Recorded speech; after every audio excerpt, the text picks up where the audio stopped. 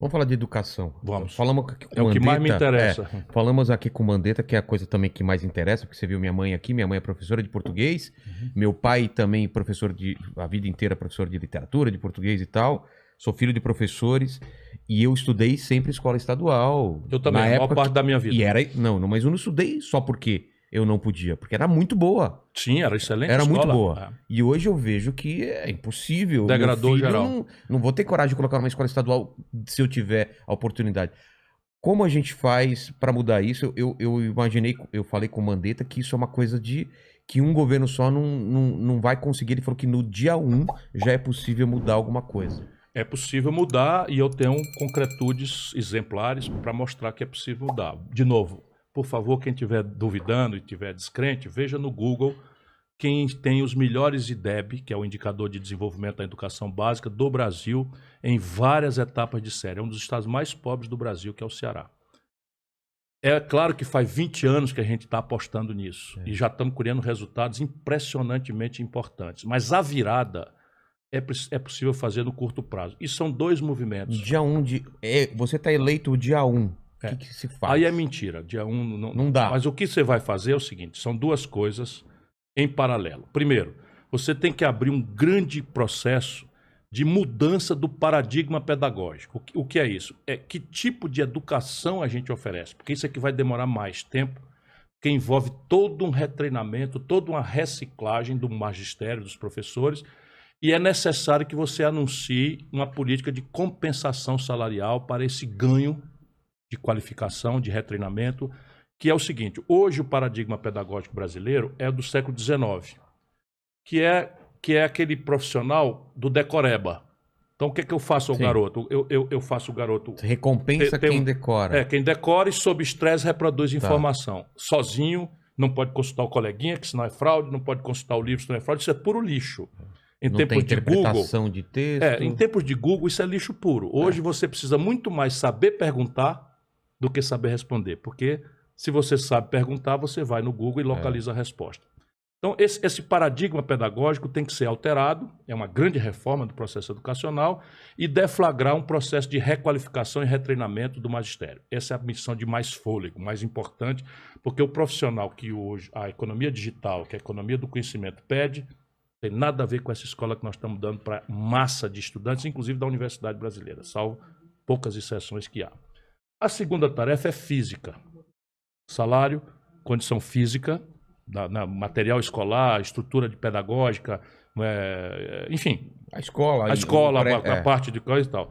E isso você pode deflagrar no dia 1, se você tem um bom projeto, e isso sai... Dinheiro tem? Aí essa é a sua pergunta que você tem que fazer para todos os políticos. Hoje, o Brasil está proibido de aumentar 1 centavo em qualquer política pública pelos próximos 20 anos. E por quê? Porque meteram na Constituição, essa gente, o teto de gastos, chama PEC 95. Ah, lembro. Então, veja, o valor que está se perseguindo aqui é correto. Qual é? Equilíbrio nas contas. Claro. Não vai gastar mais do que pode estar gastando arrecada. mais do que arrecada indefinidamente, embora os tempos do governo são diferentes dos tempos da pessoa individual e tal. O exemplo que eu dou é o seguinte, se eu economizar $5 mil de manutenção das estradas por quilômetro, por ano, durante 10 anos eu economizo $50 mil por quilômetro. Porém, em 10 anos sem manutenção, eu destruo a estrada. Mato gente, faço o frete ficar mais caro, inviabilizo, enfim, o transporte das mercadorias, etc, etc. E quando eu for recuperar, eu gasto $200 mil. Então, os tempos da governança pública não podem ser conta de padeiro, com todo respeito aos padeiros, né? Mas isso é uma casa à parte. Mas em nenhum país do mundo e em nenhum livro de literatura econômica do planeta Terra existe esta aberração de você, a pretexto de buscar o equilíbrio das contas públicas, que é correto, você estabelecer um congelamento de gastos por 20 anos numa nação que nascem 2 milhões de pessoas ainda por ano. E onde a condição de partida, por exemplo, materno-infantil, já é gravemente precária.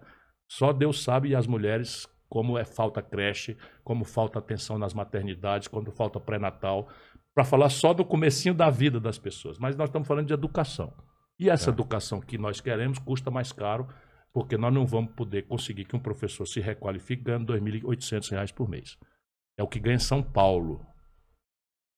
28 anos, 30 anos depois do PSDB governando São Paulo, um professor de São Paulo ganha R$ 2.800 por mês e está aí desesperado, com dificuldades as mais terríveis e tal. Pois bem, esse teto de gasto tem que ser revogado. E nós temos que buscar o equilíbrio das contas públicas, como eu fiz. Eu fui prefeito da 5ª maior cidade brasileira, estou me apresentando, por favor, não me entendam mal, porque às vezes a pessoa fala de si mesma, mas eu estou querendo presidir o Brasil, eu quero me apresentar para as pessoas avaliarem, olharem o meu currículo, né, para não ficar votando em Chico ou Manel e saber de onde o cara vem, se é coerente o que ele fala com o que ele já teve. Eu fui prefeito da 5ª maior cidade brasileira, governador do 8º maior estado do Brasil, e fui ministro da Fazenda, comandei a economia do Brasil. Sabe quantos dias eu gastei mais do que arrecadei? Quanto? Nenhum. Sabe quantos políticos do meu nível pode dizer isso que eu estou lhe dizendo? Nenhum. Nunca? Só eu. E é só para valer. Eu, quando governador, tinha tanto dinheiro livre para investimento, que ao invés de gastar por conta, eu fui ao mercado e paguei a dívida do Ceará, que ia vencer dali 15, 20 anos em títulos, com 15, 20 anos de antecedência, e tirei o Ceará da dívida que estourou em São Paulo, que estourou o Rio, que estourou Minas Gerais, que estourou o Rio Grande do Sul. Então, assim, o ministro da Fazenda é só olhar no Google. Eu fiz um superávit na boca do caixa de 5,2% do PIB.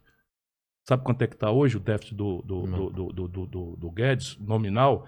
O déficit primário, 3% do PIB. O déficit nominal, 6% do PIB. Caramba. Estão quebrando o Brasil. Isso, eu sou... O que os conservadores dizem que eu sou o cara da esquerda e eles que são os sérios, os caras da direita. Tudo mentiroso, cara. O que você é? Eu sou de centro-esquerda. Centro-esquerda. Minha formação...